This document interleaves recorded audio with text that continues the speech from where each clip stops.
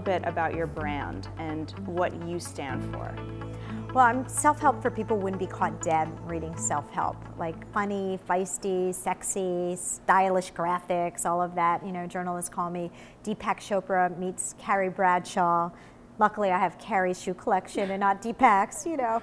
So I try to make the books like a girlfriend is talking to, just like how you said, and then I put in all this chock full of research from everywhere. I'm a voracious reader. I'm kind of like a closet geek.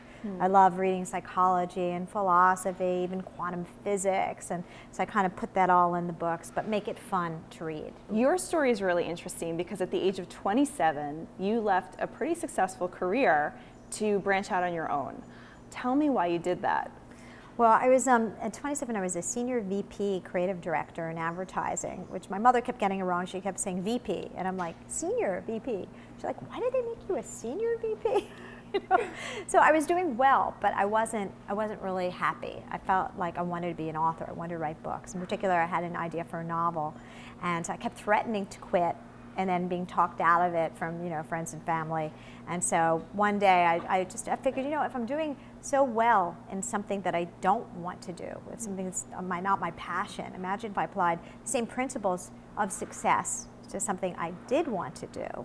Why wouldn't, you know, I be able to rise up in that? So I quit and didn't tell anybody for like 2 weeks, so nobody could talk me out of it. And then like I called up my family and said, I quit.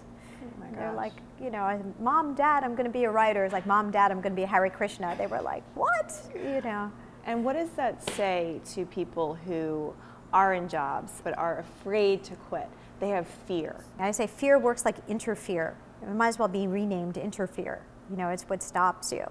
And, you know, Henry Ford says that, you know, obstacles are just those frightful things you see when you keep your eyes, you know, off the goal. So you have to keep your eyes on the goal. That's the Mr. Magoo syndrome. And I believe that the purpose of your life is to find and do the purpose of your life. And everybody has something that they're here to do.